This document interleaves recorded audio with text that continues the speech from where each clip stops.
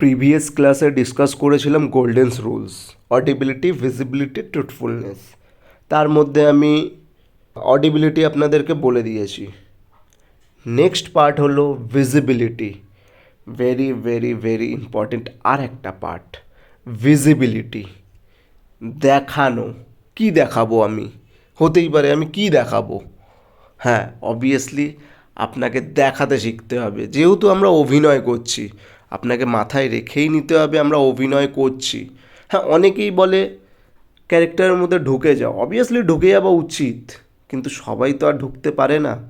অনেক অ্যাক্টর আছে যারা অভিনয়তে ঠিকঠাকভাবে ঢুকতে পারে না, কিন্তু খুব ভালো অভিনয় করে বেরিয়েও আসে। কিন্তু যেমনি দিলীপ কুমার, আপনারা বলিউডের যদি পুরনো আর্টিস্টকে শুনে থাকেন, দিলীপ কুমার দেখেছেন হয়তো, অনেকেই জানেন।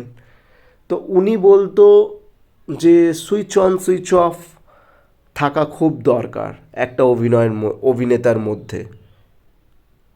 যেহেতু উনি বিশ্বাস করতো কোনো ক্যারেক্টারে আমরা লাইফ টাইম ঢুকে থাকতে পারি না, আর প্রপারলি ঢুকতে পারিও না। ওনারও কথা কোথাও ঠিক। আবার নওয়াজুদ্দিন সিদ্দিকী বলতেন যে আমি কোনো ক্যারেক্টার করলে আমি প্রপারলি ঢুকে যেতাম। এবার কে সত্যি বলছে কে মিথ্যে বলছে আমি জানি না। হতেই পারে আপনি প্রপারলি ঢুকে যেতে পারেন, আবার হতেই পারে আপনি প্রপারলি নাও ঢুকতে পারেন। যদি না ঢুকতে পারেন তখন কি করবেন? তো আপনাকে তো অ্যাক্ট করতে শিখতে হবে। আর অ্যাক্ট করা শেখা এতটা ইজি নয়। তার জন্য ভিজিবিলিটি, পাবলিককে দেখানো খুব দরকার। কিভাবে দেখাবেন? আপনার শরীরের অঙ্গি ভঙ্গি, জেস্চার পশ্চারের মাধ্যমে দেখাবেন। হতেই পারে অনেক কেউ ভেবে নিন সে কানে শুনতে পারে না কোনো কারণে, খুব কম শুনতে পারে, হতেই পারে, কিন্তু অভিনয় দেখতে এসেছে। সে তো শুনে কিছুই বুঝছে না আপনি কী বলছেন কী বলছেন না। তখন আপনি কি করবেন? আপনি তো যদি ক্যারেক্টারে ঢুকে যান, ঠিক আছে, আপনার ভয়েসের মাধ্যমে অনেক সময় চলে আসতে পারে, কিন্তু আপনি ক্যারেক্টারে ঢুকতে পারেননি, কিন্তু পাবলিককে দেখাচ্ছেন অভিনয়। তার জন্য আপনার জেস্চার পশ্চার কাজ করা দরকার। জেস্চার পশ্চার কাজ করার জন্য কি করতে হবে? আপনাকে রীতিমতো এক্সারসাইজ করতে হবে, ফিজিক্যাল ফিট থাকতে হবে, তাই না? এই যে অনেকেই বলে যে ক্যারেক্টারে ঢুকে যাও।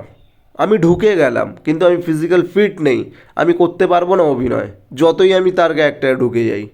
যেহেতু অনেক ক্যারেক্টার এমনই হতে পারে, লাফঝাপের ক্যারেক্টার হতেই পারে, আমি লাফঝাপ করছি, আমার ফিজিক্যালি অনেক স্ট্যামিনার আছে, কিন্তু আমার ক্যারেক্টার মানে আমি রিয়েল লাইফে তো লেজি, কিন্তু আমি করতে পারছি না। তার জন্য আমাকে ফিজিক্যাল ফিট হতে হবে, তার জন্য এক্সারসাইজ করতে হবে।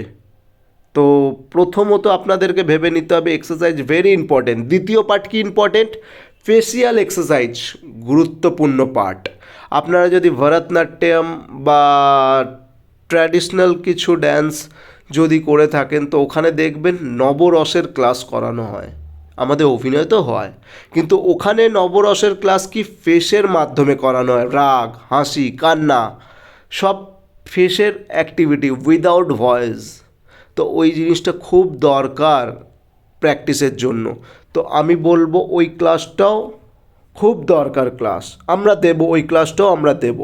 কিভাবে আপনারা দেখুন, আমি তো নবরসের ব্যাপারে বলে দেব, কিন্তু প্র্যাকটিস আপনাকে করতে হবে। তো আমি ক্লাসের মাধ্যমে দেব।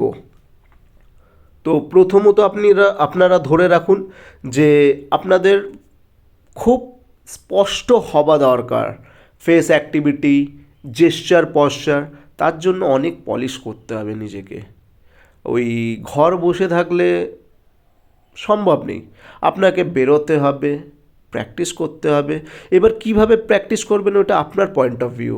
হতে পারে আপনি ইনস্টিটিউটের মাধ্যমে প্র্যাকটিস করতে পারেন, হতে পারে আবার আপনি থিয়েটারের মাধ্যমে প্র্যাকটিস করতে পারেন, আবার হতে পারে আপনার এই দুটোই করার সময় নেই, কিন্তু তাও প্র্যাকটিস করতে হবে। আপনি ইউটিউব দেখে প্র্যাকটিস করুন, নিজের থেকে প্র্যাকটিস করুন, বাড়িতে আয়নার সামনে দাঁড়িয়ে খালি মুখটা ভাঙার চেষ্টা করুন।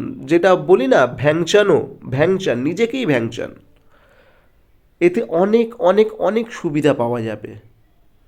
আমি নিজের একটা ইনসিডেন্ট বলি। আমি যখন ফার্স্ট সৃজিত মুখার্জির মুভিতে একটা কাজ করেছিলাম, এক যে ছিল রাজাতে উকিলের ক্যারেক্টার। ওখানে ফার্স্ট ফ্লোর থেকে গ্রাউন্ড ফ্লোর পর্যন্ত আমাকে কমসে কম 20 বার ওঠা নামানো করানো হয়েছে। যদি আমি ফিজিক্যালি ফিট না থাকতাম, আমি ভেবে নাও কোনো মোটা টাইপের ছেলে থাকতাম, আমি পারতাম না করতে।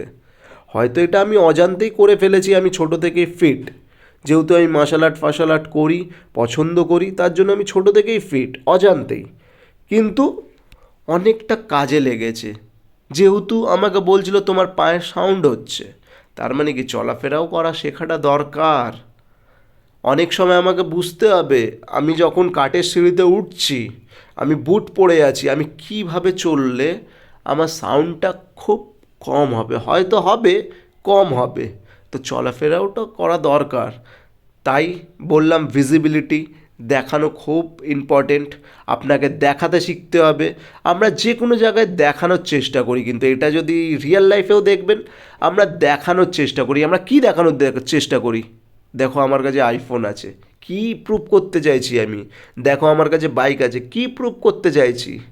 হ্যাঁ, তাই না?